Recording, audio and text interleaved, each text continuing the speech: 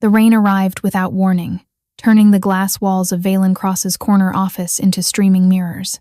He'd been reviewing contracts for 3 hours, red pen moving with mechanical precision. Missed details cost more than money they cost control. Valen was 42, dark hair showing silver at the temples, athletic build maintained through discipline. His eyes carried the wariness of someone who'd learned young that survival required constant vigilance.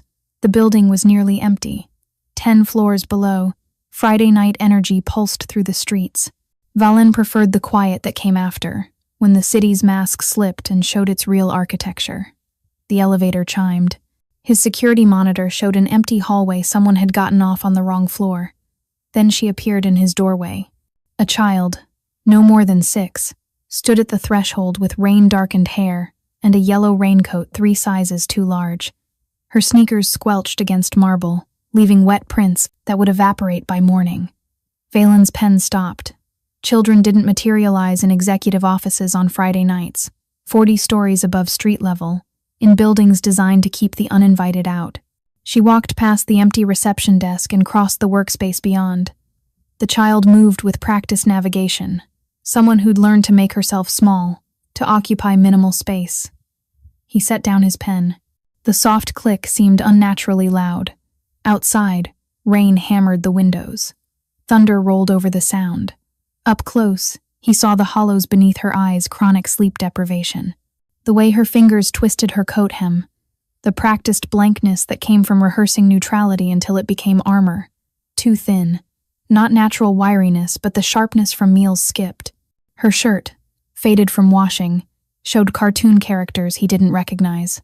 "Security will be here in 90 seconds, Valen said, voice neutral. He hadn't pressed any alarm, but she didn't know that. She didn't move. Her dark eyes held his with directness that adults learn to avoid in his presence. This child either didn't know the rules or had decided they no longer applied. "How did you get past security?" "I told them my mom works on the 8th floor," she said steadily. Said she forgot her phone. The man at the desk called up, but nobody answered. He let me take the elevator. Sophisticated. She'd identified the protocol's weakness, a guard's humanity. Provided plausible details. Understood that calling a vacant office would produce no contradiction. That explains the lobby, not this floor. The elevator requires authorization above 30. Satisfaction flickered across her face. I got off on 30 and took the stairs. The door said emergency exit only, but it didn't have an alarm. She'd tested it first. Calculated the risk. Proceeded. This child thought like someone 3 times her age. "What's your name?" "Mira." "Well, Mira, you've gone to considerable effort to reach my office. Why?" She pulled out a small notebook and placed it on his desk, rotating it so he could read the childish handwriting. Valen Crosscrest Tower, 40th floor. Makes bad people. Stop being bad. Ask on Friday, after 6 p.m. Below was a crude map showing the security desk and elevator path. She'd researched him, planned this, waited for the optimal moment. "Who told you about me?" "Nobody. The library has computers. I searched for Seattle. Powerful man who fixes problems.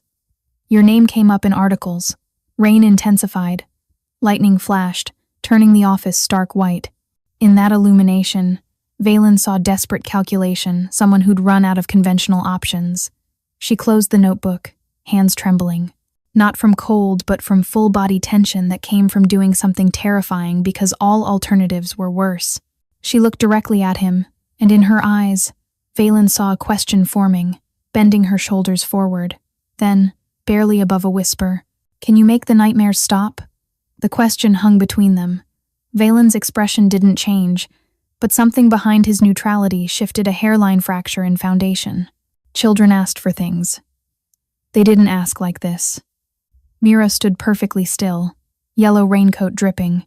She wasn't crying or pleading, just waiting with the patience of someone who'd learned desperation displayed openly got dismissed as manipulation. "Nightmares," Valen repeated neutrally. He needed elaboration, literal night terrors or metaphorical horror too terrible to name directly. "Every night. I can't make them stop by myself. I tried. I tried meant this wasn't first resort. Other options had been attempted and exhausted. Nightmares are thoughts, he said precisely. I solve problems in the physical world. Contracts, disputes, people. I can't rearrange thoughts. They're not just thoughts. Urgency broke through her control. They're real. They come into my room. They have a face and voice. And hands. She stopped, fists clenching. You said you make bad people stop. The nightmares are a person. A real person who comes every night. Understanding arrived with inevitability, bringing cold, clarifying rage from recognizing a particular species of evil.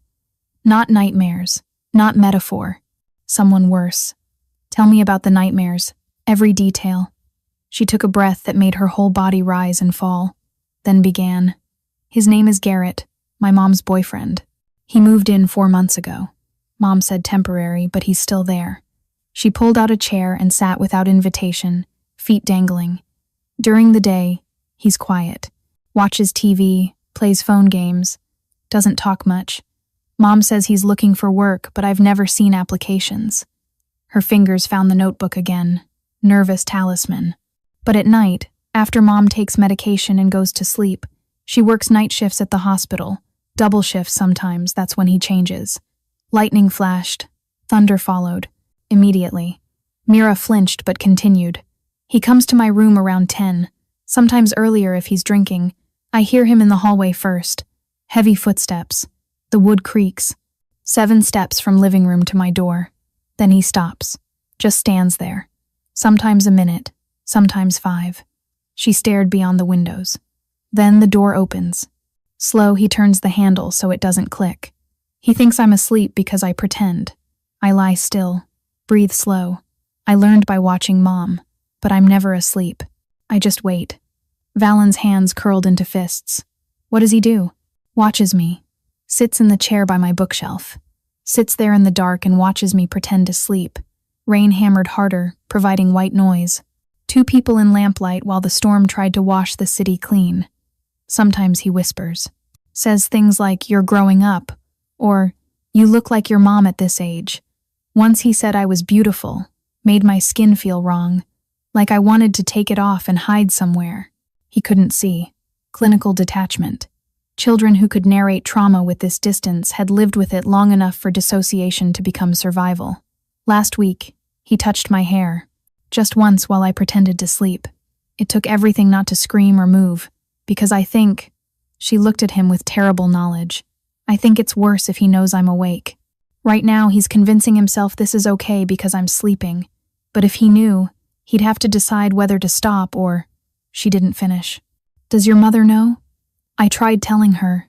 She said I must be having bad dreams, that Garrett helps with rent, that I should be grateful. Mira's hands twisted together. She works so hard. She's so tired. I don't think she has energy left to hear bad things. How did you find me? I told my school counselor. She called someone who came to our apartment. They talked to Mom and she said everything was fine, that I have anxiety. The officer gave me his card, but nothing happened they could see. Nothing they could prove. He doesn't hit me. Not yet. He just watches and waits and I can feel him planning something worse. Yet hung in the air with prophetic weight. So I researched people who fix problems when police don't work. People like you. Thunder rolled, and silence felt charged with terrible possibility. Valen's office fell into weighted silence. Outside, the storm continued. But inside, time stopped between Mira's final word and what came next. He should call Child Protective Services. Protocol demanded it. But Valen had been in emergency foster placement. 3 homes before his 10th birthday, each a variation on benign neglect or active hostility. The system worked on paper. In practice, it was a conveyor belt moving damaged kids between warehouses. And Mira was right, she hadn't been hit. Nothing had happened yet, meeting legal threshold for emergency removal. A man watching a child sleep. Inappropriate compliments, touching hair, once warning signs, predatory grooming, escalating patterns professionals recognized as dangerous, but not actionable. Not yet. By the time they became actionable, too late. Different city. Different apartment, different monster wearing different face. His mother had worked nights too. Packaging plant, double shifts. She'd leave at 5. That's when Marcus would arrive. Not the boyfriend. Marcus was her younger brother, Valen's uncle. Going through a rough patch, code for unemployed, alcoholic, couch surfing.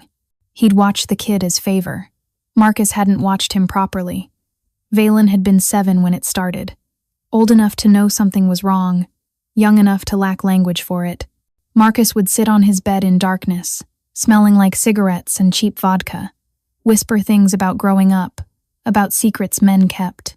The touching started gradually, hand on shoulder lingering, fingers through hair, arm around waist pulling close enough to smell alcohol, feel breath, heat. Valen had done exactly what Mira was doing. Frozen, pretended sleep, convinced himself staying still and silent was safer. He'd tried telling his mother once. Same exhausted deflection. Uncle Marcus is helping us. Don't be difficult. So Valen stopped trying.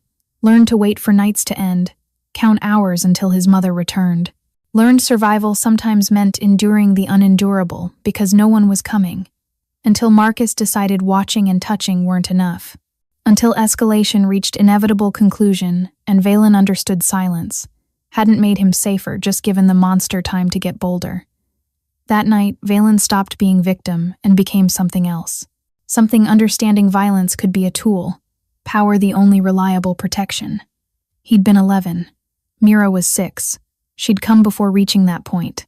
Before nightmares transformed from psychological torture to physical assault. Recognized escalation. Sought intervention while time remained to prevent rather than avenge. Smarter than he'd been. Braver. More strategic. Valen looked at the child in his chair, rainwater dripping, and saw himself decades earlier, small, scared, absolutely alone.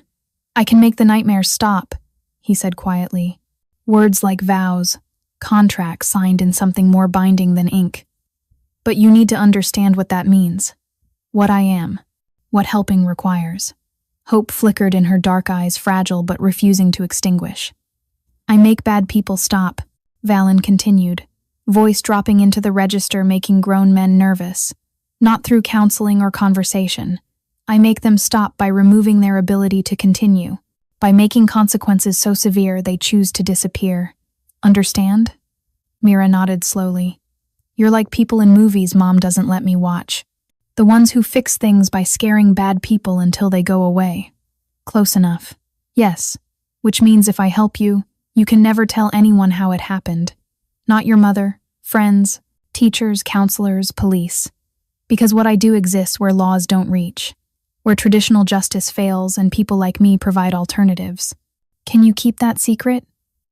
"I've been keeping secrets about nights for 4 months," Mira said, weight of accumulated silence in every syllable. "I can keep one more if it means he goes away." Thunder crashed overhead, shaking windows. Lights flickered but held. Valen pulled out his phone. "Tell me your full name, your mother's name, address, Garrett's last name, where he works, his patterns, habits, weaknesses. Then you leave here, go home, act like tonight never happened. Can you do that?" "Yes." No hesitation. She provided information in clear sentences. Valen typed with case-building focus. "Mira Chen, mother. Dr. Una Chen, emergency room physician at Harborview Medical Center. Address in the International District, aging walk-up, rent barely manageable. Garrett Sovich, no employment, construction injury settlement drunk through." When finished, Valen stood. "I'm having my driver take you home. He'll drop you a block away. You'll walk back like you've been at a friend's house or library. Convincing? I'm good at pretending things are normal." They rode the elevator in silence. In the lobby, security guard Patterson looked up with measured neutrality. "Miss Chen found her mother's office closed," Valen said smoothly. "I'm having Laurent drive her home. Authorization code 77 Alpha." Patterson nodded, made brief notation, returned to monitors. The garage was cool, smelling of concrete and motor oil. Laurent stood beside the black Mercedes, straightening to professional readiness. "Take Miss Chen home," Valen instructed, providing address. "Drop her 1 block north. Wait until she enters safely." Before climbing in, Mira turned. In fluorescent lighting, She looked even smaller, yellow raincoat overwhelming her frame, but her eyes held steady. When will the nightmares stop? Valen crouched to her, level gesture making Laurent's eyebrows rise. Days, maybe a week, but they will stop. You have my word. Why are you helping me? Because someone should have helped me, Valen said, truth escaping. Because you were brave enough to ask. Because letting you walk back without doing anything would make me complicit in whatever happens next. And I've been many things, Mira, but I'm trying not to be that. She nodded as if moral complexity made sense. Perhaps it did. Children living with monsters learned early the world rarely divided cleanly into good and evil. Thank you, she whispered, then climbed in. Valen watched Laurent drive away, taillights disappearing into rain-soaked night. Thunder rumbled east toward mountains. He opened a new contact entry, Mira Chen, nightmares, then returned to his office, where 40 stories suddenly felt insufficient, where contracts waited but had become irrelevant compared to promises made to children who'd infiltrated his fortress and asked him to be something better. Rain continued falling, washing the city in silver sheets, and Valen began calling people who specialized in problems unsolvable through legal channels. 3 hours later, by midnight, Valen had compiled Garrett Sovich's profile Predictable Deterioration, man who'd squandered opportunities, blamed circumstances for character failures, took what he could from vulnerable people. His investigator Thea, 15 years FBI before private sector, delivered the initial report within 2 hours. She worked fast for priority alpha situations. Garrett Sovich, 34. Born Tacoma. Raised by grandmother after mother's overdose at 12. Father unknown. High school minimal achievement. Construction jobs for a decade. Injury 3 years ago, scaffolding fall. Herniated disc. $60,000 settlement. Burned through money in 18 months. Gambling, mostly sports betting. Online poker. Casino slots. When money ran out, drinking problem emerged, making him unemployable. Then he'd started cycling through girlfriends who could support them both. Pattern consistent. Meet healthcare or service workers with nurturing instincts and insufficient boundaries. Move in quickly. Contribute minimal rent and promise to recover. Gradually increase drinking. Become volatile. Eventually leave or get asked out. Una Chen was his 4th in 3 years. Met at hospital pain medication refills. She'd been attending physician. Something about his sob story triggered her desire to help. Dating 6 months before he moved in, claiming temporary arrangement after eviction. There's more. Thea's voice came through speaker. Arrest records. Nothing stuck, but pattern. 2 complaints from previous girlfriends. Harassment, trespassing. Both dismissed when women declined pressing charges. Sealed juvenile record suggests sexual misconduct with minor when he was 17. Neighbor's daughter, 12. Family paid restitution. He got probation. Valen's jaw tightened. Juvenile record meant current behavior wasn't opportunistic. Pattern, preference, predatory inclination. Always there, waiting for opportunity. Current routine, predictable. Watched apartment this morning. Garrett left 11. Convenience store 3 blocks away. Cigarettes and vodka returned. Didn't leave until Dr. Chen came home around 7. Dinner at Thai place she paid. Back by 8:30. She left for night shift, 9:45. He waited 10 minutes. Lights went off. And Mira's room? Light stayed on until 10:15, then off. Timeline matches what the child told you. Mom leaves, he waits, and pattern begins. Valen saw Mira lying in darkness, breathing slow, pretending sleep while counting footsteps. 7 steps. Pause. Door opening. I need options. Ways to remove him that won't blow back on Dr. Chen or traumatize the child. Legal first, then alternatives. Legal's tricky. He's established residency. Dr. Chen would need formal eviction 30 days. Minimum. Requires paperwork he'd be notified about. Given his pattern, notification triggers escalation. He'd know removal was coming, have month of access while processing. So legal's too slow and dangerous. Correct. Alternative approaches. Phone records show contact with brother in Spokane. Runs auto shop. Legitimate. They've texted about Garrett working there, but Garrett makes excuses. He doesn't want to leave his current situation. Exactly. So we make staying more dangerous than leaving, or leaving more attractive. Ideally both. Valen stood, looking over Seattle's night skyline. Somewhere in those buildings, a 6-year-old lay awake counting ceiling cracks. I want comprehensive surveillance. Video and audio inside apartment if possible, external if not. Document what's happening. Establish pattern. Evidence for leverage. Getting cameras inside will be tricky. Need several hours when both are gone. Find a window. Create one if necessary. Priority Alpha plus Bill. Whatever necessary. But get me eyes inside within 48 hours. Understood. Background on the brother. Married? Kids? Financial situation? Reputation? Weaknesses? If we're using him as extraction point, I need to know if offering Garrett a job works or if brother refuses. I'll have that by morning. Timeline, days. Garrett's been escalating 4 months. Touching started last week. We're approaching critical threshold. I won't let this child become another statistic because we moved slowly. Understood. Full operational plan by Monday. Valen ended the call. Days felt too long when every night meant another visit, another session of predator planning in darkness, but rushing created mistakes. If Garrett got spooked, he'd either accelerate or vanish, resurface in another vulnerable life. This had to be surgical, precise, complete. Laurent texted, package delivered safely. All clear. Valen should go home. But something kept him staring at Thea's report glowing on screen. Garrett Sovich, 34, predator wearing mundane face, hiding in plain sight. And a 6-year-old who'd recognized danger, calculated odds, decided infiltrating corporate buildings to ask dangerous men for help was her best option.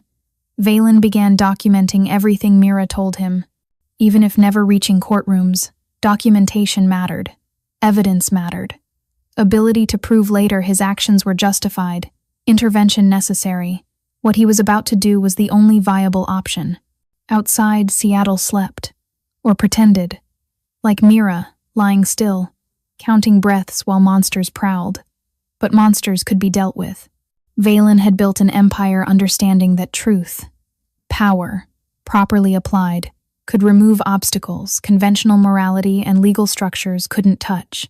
A child in a yellow raincoat asked him to make nightmares stop.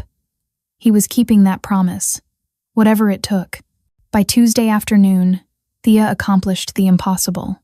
Comprehensive surveillance, audio recordings, of nighttime visits, leverage sufficient for permanent removal without violence. Cameras installed micro-units in smoke detectors and outlets during 4-hour window, when both were elsewhere captured 3 nights of exactly what Mira described. Garrett entering around 10, sitting by bookshelf, watching 20 to 45 minutes far longer than Mira estimated, fear compressing time, whispering things making Valen's hands curl. But Sunday night's audio provided real ammunition. Garrett on phone after Una left, drunk enough for carelessness, talking to former coworker, bragging, describing the kid in terms leaving zero ambiguity about intentions, explaining how he was taking his time, building trust, before making his move, laughing about mother being too exhausted to notice. Legally inadmissible, no warrant, no consent. But Valen didn't need it for court. He needed it for leverage. Here's what we have, Thea said, spreading documents. Brother in Spokane is Curtis. Sovich, 41, married with 2 kids, runs moderately successful auto body shop. Been asking Garrett to work for him over a year, but Garrett declines because he has a good situation in Seattle. Does Curtis know what that good situation involves? Absolutely not. Curtis is decent coaches kids soccer, volunteers at youth center, very involved in church. Wife's a social worker. If Curtis knew what Garrett's doing, he'd cut contact immediately, which is exactly what we're going to make him believe is about to happen unless he helps us. You're going to threaten Curtis with exposure unless he cooperates. Not threaten, inform. Tell Curtis the truth. Provide evidence he can't dismiss. Offer choice. Help extract Garrett permanently, or we go public with everything, destroying any possibility of Curtis maintaining respectable reputation, while having predator brother everyone knows he refused to stop. Elegant. Brutal but elegant. Curtis would face moral crisis. Protect brother's secrets or protect future victims. Given his values, choice was obvious. How ensure Garrett stays in Spokane? 2 things. First, make very clear if he returns to Seattle. Audio recording goes directly to Seattle PD with video evidence. Won't hold in court but absolutely justifies immediate investigation. Restraining order. Likely arrest. Stay in Spokane or face charges. And second, give Curtis job offer with conditions 6-month minimum commitment, housing provided. But if he violates terms or returns during that period, forfeits signing bonus significant enough to make leaving financially painful. Curtis enforces terms because reputation depends on it. Garrett complies because alternative is prison. Valen walked to window, looking over the city. Somewhere a child tried focusing on arithmetic while functioning on 3 hours sleep. Timeline? Contact Curtis today with evidence. 24 hours to process and decide 95% certain what a decision will be. Assuming cooperation, Curtis calls Garrett tomorrow with offer. We've prepared contract, housing, everything. Looks legitimate. Garrett will be suspicious, but we've made it come through, brother. From family, bypassing most paranoia. What if he refuses? Option 2 is less pleasant but achieves same outcome. But I don't think he'll refuse. Job pays $50,000 with benefits more than he's made in 3 years. Housing free. Curtis will sell it as family, helping family. Last chance. Emotional manipulation that works on guys like Garrett who believe the world owes them. What does Mira's mother know? Nothing. As far as Dr. Chen's concerned, boyfriend got sudden job offer from brother. She'll probably be relieved, exhausted, barely keeping things together financially. On some level, she has to know Garrett's dead weight. And Mira? Comes home from school one day to find Garrett gone. Simple. Nightmares stop because monster disappeared. Thea gathered documents. Not as satisfying as breaking kneecaps, but sustainable. Gone, monitored, and if he tries returning or contacting them, we have evidence ready to deploy. Not justice traditionally. Garrett wouldn't face trial, wouldn't be registered as sex offender. Simply relocated and contained, access limited by geography and brother's supervision, but it was protection. Immediate, effective, invisible to Mira and her mother. No trauma of police interviews, medical examinations, court testimonies forcing 6-year-old to relive nightmares for strangers. Just simple relief of waking to lasting silence. Do it, Valen said. Contact Curtis today. Garrett on bus to Spokane by Friday latest. Thea paused at door. 15 years doing this work. Never seen you move this fast. Whatever this child said must have hit different. She asked me to make nightmares stop. That's all. She just asked. And I remembered what it felt like when I asked and nobody listened. After she left, Valen sat alone, watching the clock count minutes. Somewhere in the International District, Mira was in classroom, maybe staring out windows, counting hours until going home to pretend sleep. Not much longer. By Friday, monster would be gone, and a child in yellow raincoat would discover that sometimes, when brave enough to ask the right person, nightmares really do stop. Mira came home Thursday to find the apartment different. Lighter somehow, pressure suddenly released. Her mother was making actual dinner and humming. Where's Garrett? Spokane. His brother offered him a job at the auto shop. Good money, benefits, housing. He left this morning. Pause. I think it's good for him. Fresh start. Mira stood frozen, backpack hanging from one shoulder. Is he coming back? Maybe to visit eventually, but committed to 6 months minimum. By then, shrug encompassing complicated adult relationship reality. We'll see. But for now it's just us again. Just us again. Words settled like warm, blanket safe, and almost impossible to believe. She wanted to ask questions but feared breaking the spell. Instead, she went to her room and closed the door. Everything looked the same. Narrow bed, faded comforter, bookshelf, small desk, window overlooking alley. But the chair where Garrett sat in darkness 4 months suddenly looked different. Harmless. Just furniture. Mira walked to it and sat, feet barely reaching floor. From this angle, she could see her bed, pillow where she'd pressed her face, exact spot where she'd lie rigid and terrified counting minutes. She wouldn't have to do that anymore. Realization hit with physical force, making her chest tight and eyes burn. Wouldn't have to pretend sleep, wouldn't count footsteps, wouldn't lie still while someone watched and whispered things making her skin feel wrong. Nightmares were over. A man in expensive office 40 stories above had listened to desperate request and somehow, impossibly, made it real. She didn't know how. Didn't matter. What mattered was asking for help and receiving it. That night, first time in 4 months, Mira went to bed at actual bedtime instead of hours earlier for sleeping performance. Her mother came to tuck her in something too exhausted to do when Garrett was around and kissed her forehead. Sweet dreams, baby. You too, Mom. After her mother left, Mira lay in darkness listening to apartment's normal sounds. Refrigerator humming, neighbor's television, rain against window, normal sounds, safe sounds, no footsteps approaching, no handle turning, no presence materializing. She waited anyway, old habits dying hard, counted to 100, breathing slow. When she reached 100 and door remained closed, counted again. And again. Around fourth count, past 300 total, Mira's breathing shifted from controlled performance to genuine sleep. Her body, no longer flooded with adrenaline, finally remembered what rest felt like.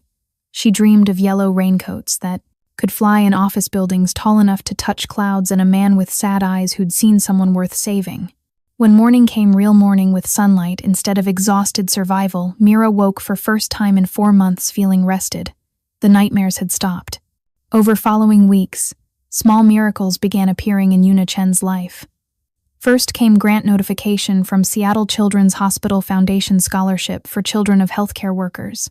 Mira awarded full coverage for after-school art classes, plus supply stipend. She called to verify authenticity. Foundation confirmed everything. Yes, program existed. Yes, Mira selected. No catch. Your daughter's school counselor nominated her.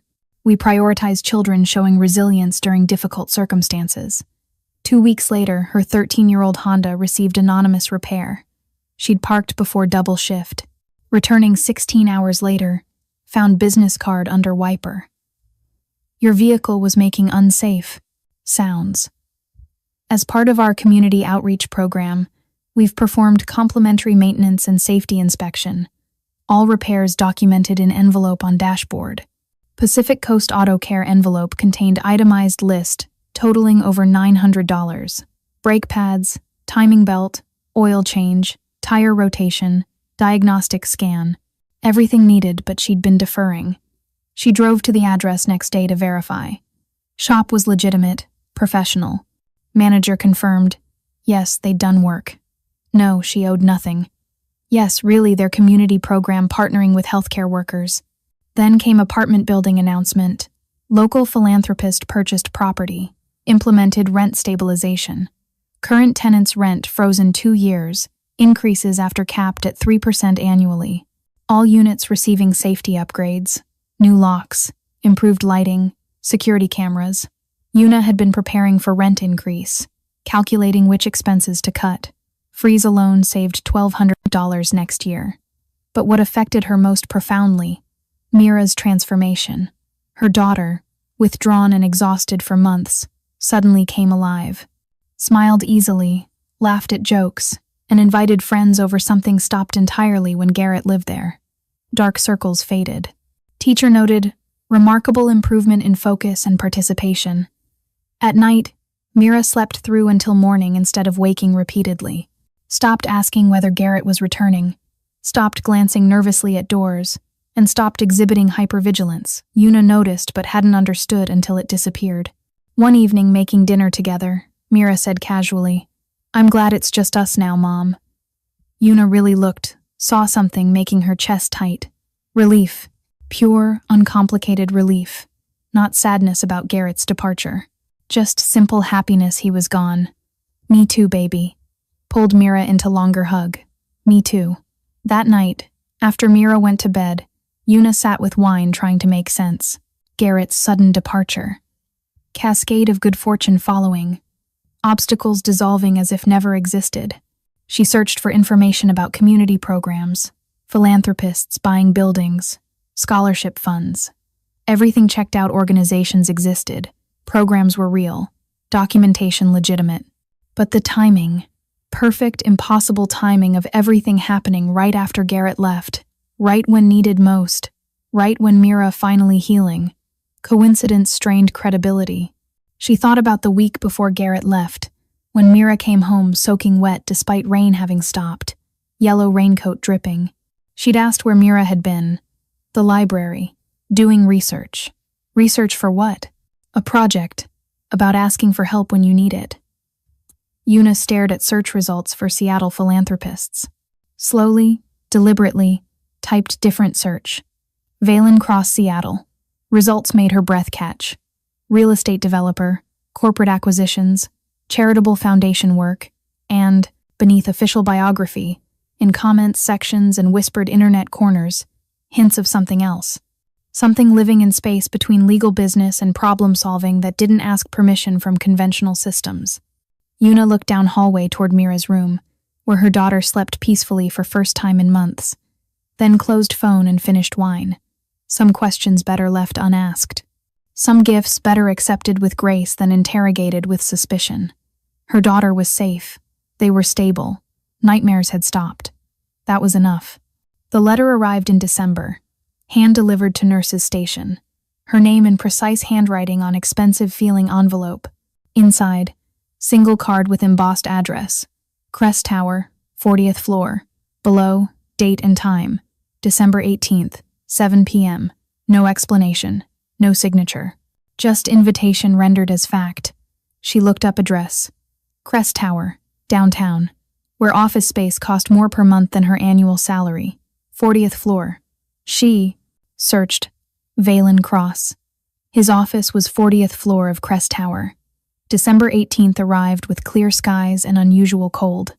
Una left Mira with regular babysitter and took bus downtown. Crest Tower lobby was intimidating. Marble floors, expensive art, and security desk with former military-looking staff.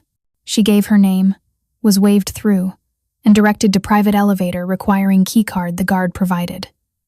Ride to 40th floor felt simultaneously too fast and impossibly long.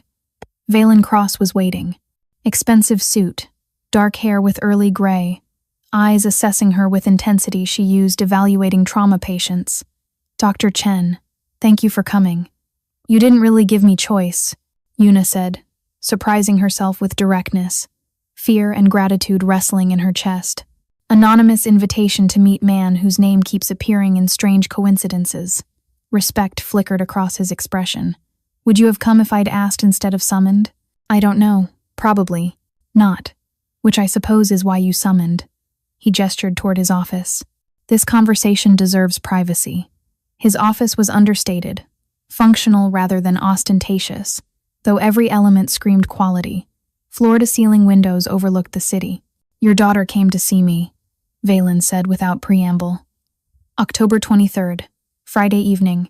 She infiltrated this building, bypassed security, walked into my office with a request.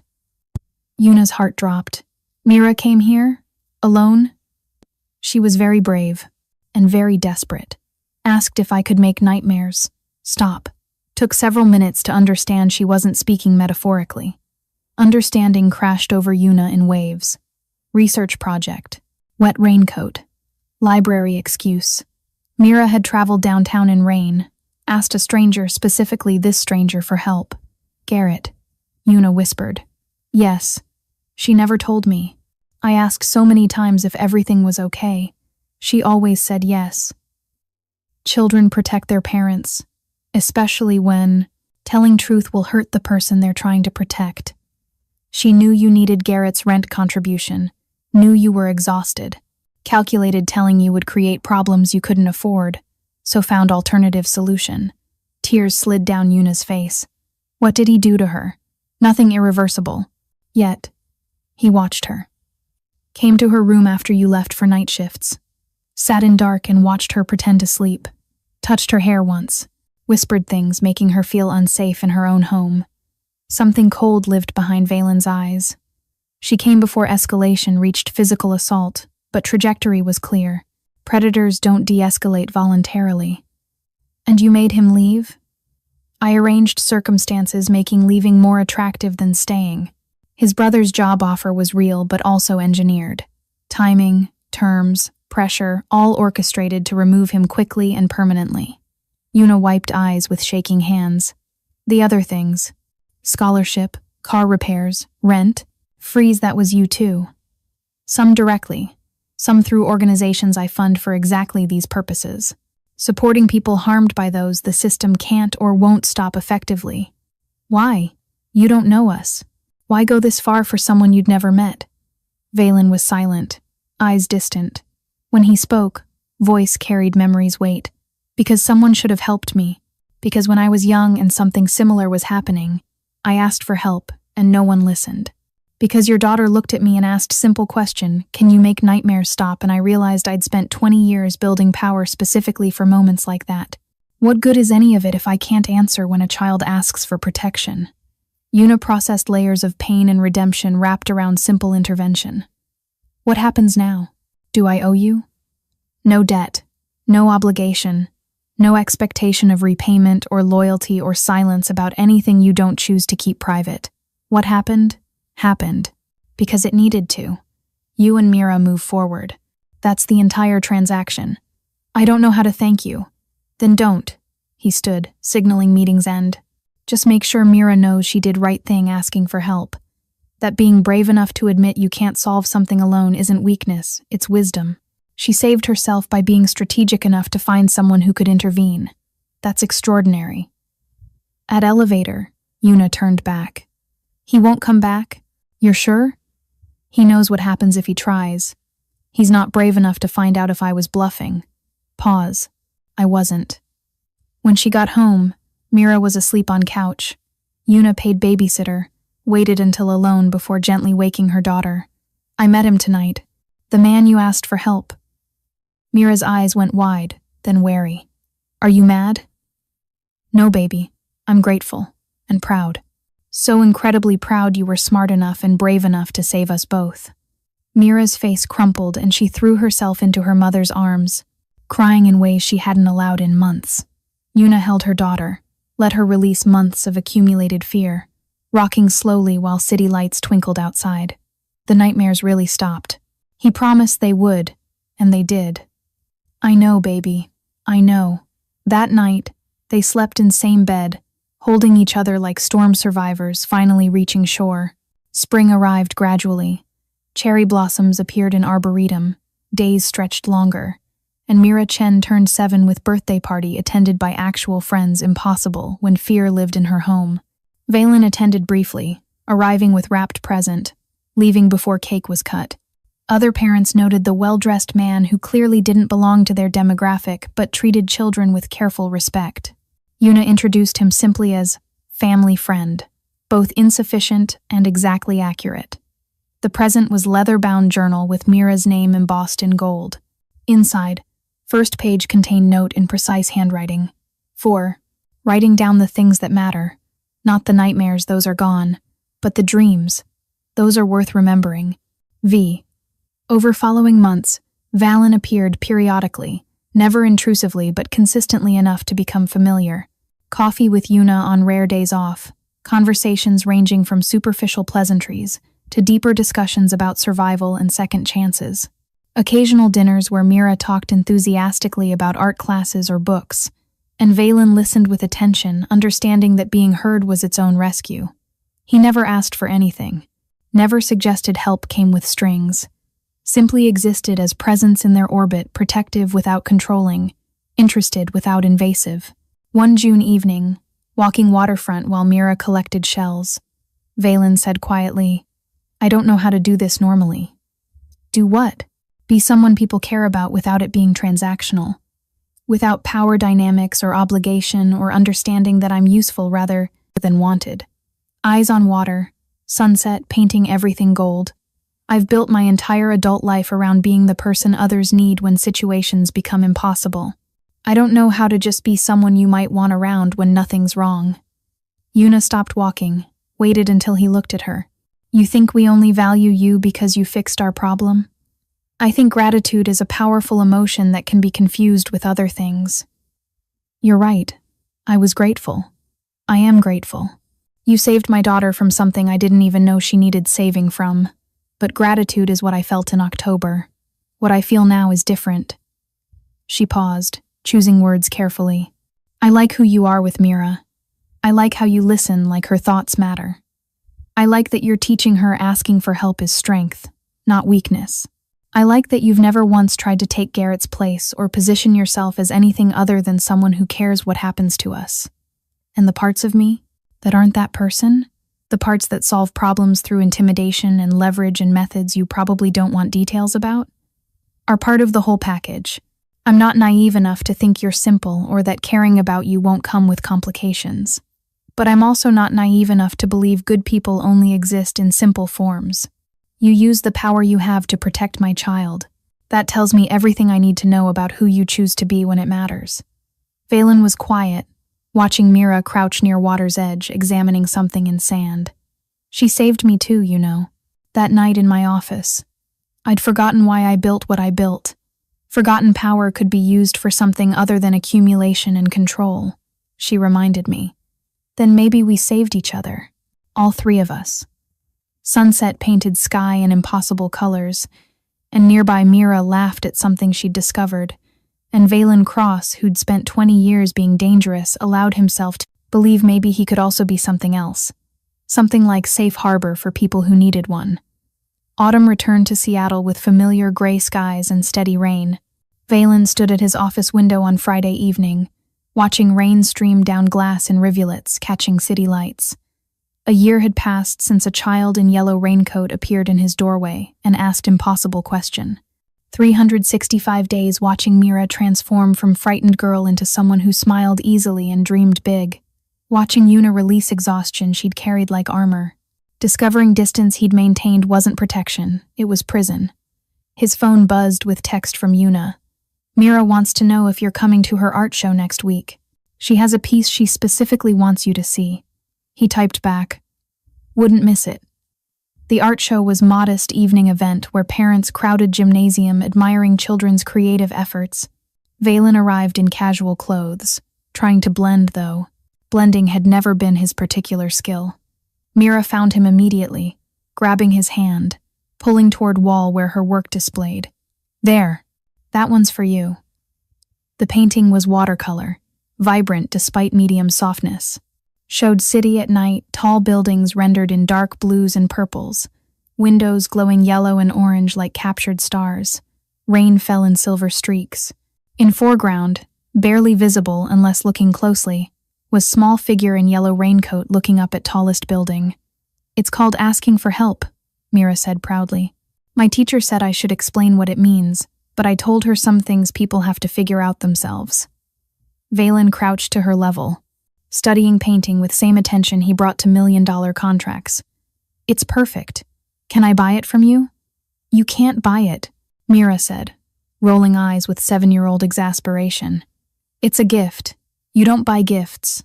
That's not how it works." "Right. Of course."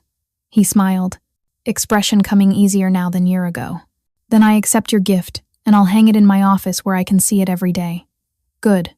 Satisfied nod, then ran off to show her mother something else.